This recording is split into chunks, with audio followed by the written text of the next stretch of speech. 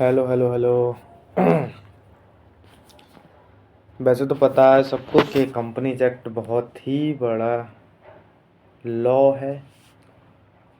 400 plus, बल्कि 450 plus sections हैं इसमें, काफ़ी बड़ा लॉ है। तो हम इसमें बस इम्पॉर्टेंट चीज़ें वो भी शॉर्ट में एक रिवीजन के तौर पे पढ़ेंगे। पूरा लॉ नहीं पढ़ा रहा हूँ, पूरा लॉ पढ़ाने में तो कम से कम 20 वीडियोस लग जाएंगे, एक एक घंटे की करीब 20-25 घंटे का होगा। बट बस ये तो थोड़ा सा ओवरव्यू है इसका, इससे ये रिवीजन हो जाएगा आपका। ठीक है, तो उसी हिसाब से आप पढ़ना और चीज़ें समझो। इसके नोट्स जो ये में पीडीएफ है, ये टेलीग्राम पे मिल जाएगी आपको, लिंक आपको डिस्क्रिप्शन में मिल जाएगा, चेक कर लेना एक बार। डेफिनेशंस के की टर्म्स क्या है? Company, body corporate, financial statement, camp related party, subsidiary, holding company. Objective क्या है? Corporate government governance and investor protection, transparency, ये सारी चीज़ें। चैप्टर 2 क्या कहता है? Incorporation of company, types of company, private company जिसमें 2 मिनिमम और 50 मैक्सिमम होते हैं। पब्लिक कंपनी 7 मिनिमम होते हैं, मैक्सिमम तो कितने भी हो सकते हैं। ओपीसी मतलब 1 होता है। सेक्शन 8 जो एनजीओज वगैरह होते हैं, नॉन प्रॉफिट ऑर्गेनाइजेशन होते हैं, वो है। एमओए, ओए, एओए चार्टर डॉक्यूमेंट्स है। कैसे हैं आप? ये चीज़ अगर आपको नहीं पता है तो बेरेक्ट है या बुक है तो वो देखो। और एमओए वो होता है जिसमें कंपनी का ऑब्जेक्टिव, उसका नाम, उसका ऑफिस कहाँ है, कितना कैपिटल है, डायरेक्टर्स हैं, कौन क्या करेगा, ये और कंपनी क्या काम करेगी, वो सारी चीज़ें बताई हुई हैं। एओए कंपनी के अंदर जो रूल्स वगैरह होते हैं कि कौन क्या काम करे, कैसे करेगा, क्या होगा, कैसे, ये सारी चीज़ें आर्टिकल्स ऑफ एसोसिएशन में बताएंगे। ठीक है। इनकॉर्पोरेशन का प्रोसेस क्या है? Filing SPICe plus declarations affidavits. SPICe क्या है? एसपीआईसी एक बार सर्च मारना नेट पे, आपको पता चल जाएगा क्या है। Commencement of business, section 10A, capital must be without in declaration filed. Capital जितना भी लाना पड़ेगा जरूरी, और डिक्लेरेशन फाइल करनी पड़ेगी। रजिस्टर्ड ऑफिस 1 महीने के अंदर अंदर आपको बताना पड़ेगा, खोलना पड़ेगा। Charter chapter 3 prospectus and securities. Prospectus क्या होता है? जब कंपनी कोई लिस्ट होने वाली होती है तो उसका प्रोस्पेक्टस बनता है। इसको पब्लिक ऑफरिंग वगैरह भी कह सकते हैं। जो इसमें क्या क्या चीज़ें होती हैं? पब्लिक ऑफर होता है, राइट्स होते हैं, बोनस, प्लेसमेंट, प्राइवेट प्लेसमेंट, ये सब। प्रोस्पेक्टस में मैंडेटरी डिस्क्लोजर्स होते हैं, सेक्शन 26 पढ़ो। Misstatement, civil and criminal liability 34 से 35। प्राइवेट प्लेसमेंट क्या होता है? ये सेक्शन 42 में दिया गया। मैक्सिमम 200% का पर्सनस होते हैं, पीएस, और ये सारी चीज़ें देख लेना। बस ये रिवीजन के तौर पे, तो डीप तो बिल्कुल भी नहीं है ये। शेयर कैपिटल एंड डिवेंचर्स क्या होते हैं? ये चैप्टर 4 है। इक्विटी एंड प्रेफरेंस टाइप्स इसके हैं। इक्विटी एंड प्रेफरेंस की सेक्शंस क्या है? राइट इश्यू सेक्शन 62, बोनस है 63, बायबैक है 68। और बायबैक आपको पता होगा, अभी शायद किसी कंपनी ने किया है, मेरे को याद नहीं किसने किया है, बट शायद इन्फोसिस है या फिर विप्रो है, ऐसी कोई कंपनी ने किया है बायबैक। डिवेंचर्स सेक्शन 71 में दिया गया है। बायबैक्स मैक्सिमम क्या होता है? 25% होता है, और स्मॉलर देन होता है 2:1 1 ईयर के गैप पे। मतलब 1 ईयर के गैप में आप 25% से ज़्यादा नहीं ले सकते।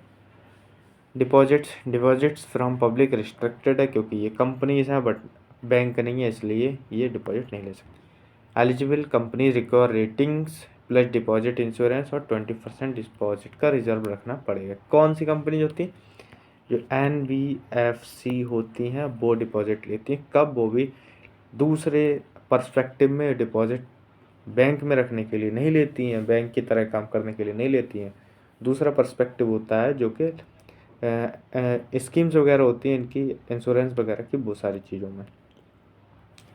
Registration of charges, creation of charge within 30 days होता है। Unregistered charge void against creditors. Management and administration registers क्या मेंबर्स एंड डिवेंचर होल्डर्स का एनुअल रिटर्न 92 में फाइल करना पड़ेगा। सेक्शन 92 फॉर लिस्टेड कंपनीज के लिए पीएससी सर्टिफिकेशन होना चाहिए।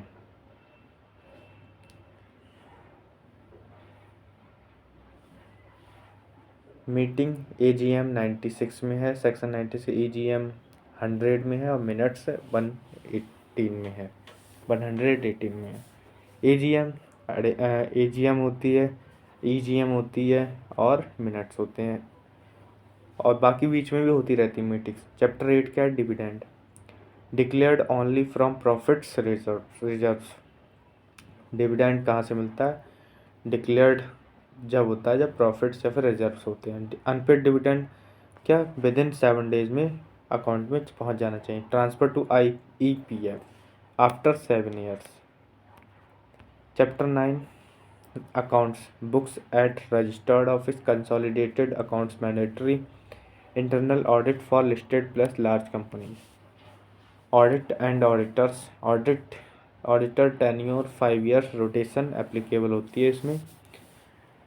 Prohibited services section 144 fraud reporting 143(12) में। Directors minimum 3 director public company में होने चाहिए, प्राइवेट कंपनी में 2, ओपीसी में 1 डायरेक्टर चलेगा। इंडिपेंडेंट डायरेक्टर्स होने चाहिए पब्लिक कंपनी में 1/3 का। लिस्टेड जो कंपनी जो होती हैं भाई, लिस्टेड कंपनी भाई पब्लिक कंपनी जो होती हैं जैसे कि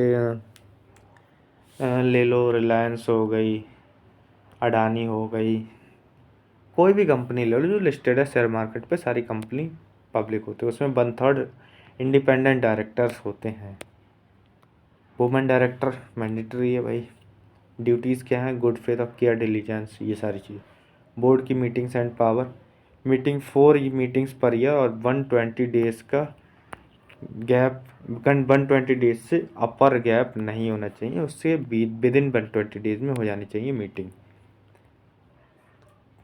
audit committee section 177 NRC 178 loans to directors 185 loans and investment by company 186।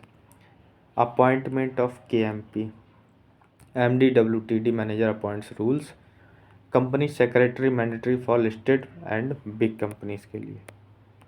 Inspection and investigation types inquiry inspection investigation SFIU section 212 for serious frauds और फ्रीज एसेट्स को फ्रीज कर देते हैं।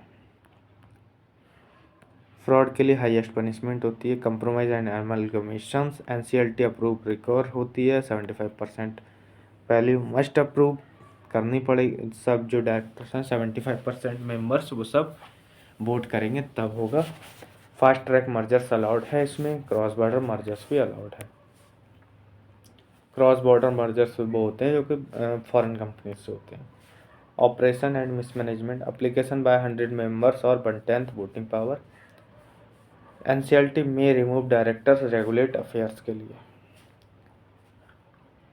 अगर कोई डायरेक्टर फ्रॉड वगैरह या कुछ भी करता है, फिर कुछ भी चीज़ें होती हैं तो डायरेक्टर को हटा दिया जाता है NCLT के द्वारा, अगर मेंबर्स जो 100 मेंबर्स दे दें अप्रूव या फिर 1/10 ऑफ टोटल जो मेंबर्स हैं वो दे दें। स्ट्राइक ऑफ ROC में remove name for non operation. Company में अप्लाई वॉलेंटरीली और revival by NCLT।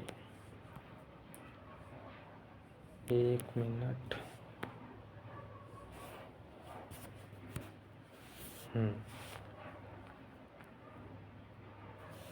Binding up chapter 20 tribunal winding up होती grounds inability to pay debts fraud just equitable.